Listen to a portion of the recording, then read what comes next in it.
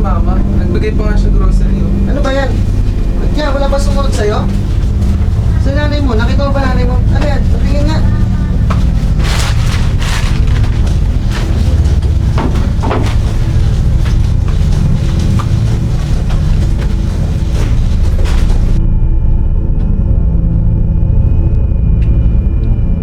Kuya, nandiyan ka na pala. Nakausap mo na ba si Mama? Nabanggit mo ba yung tungkol kay Mama? Oo. Pero sabi niya wala naman daw siyang magagawa. Kasi si papa rin kasi kapatid sa Wala talagang magagawa yun. Wala namang pakialam yan eh. Nandun siya. Sa lalaki niya. Akala niyo ba? Akala niyo hindi ko alam? Ha? Na noon pa lang, alam kong matagal niya na akong niloloko. Kaya hanggang ngayon, wala pa rin siya dito. Kasi ano, nandun siya. Busy siya sa lalaki niya. At hindi lang yun, ha? Alam niyo ba? Matagal niya na kayong gustong kunin sa akin.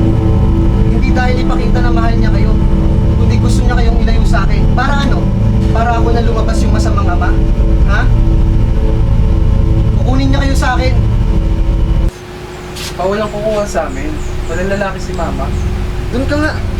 Hindi mo alam ang plano niya. Pati mga kapitbahay nakikisawsaw. Kanina lang tingin sila ng tingin. Binabantayan nila tayo. Sino na naman ba yan? Siya na naman ba yan? Kanino ka ba talaga? Ay, hindi niya ako maluloko. Nabigay-bigay siya ng grocery. Patanong-tanong. Hindi ako tanga. Pag kinuha niya kayo sa akin, ako mawawalan.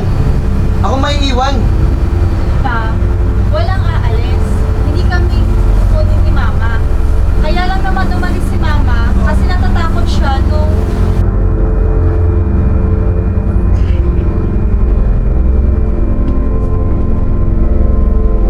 Oh, buti dumating ka pa.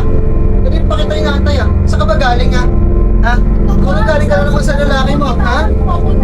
Sino napapaling sa atin? Natatakot? Ba't siya matatakot? Dahil nahuli mo siya?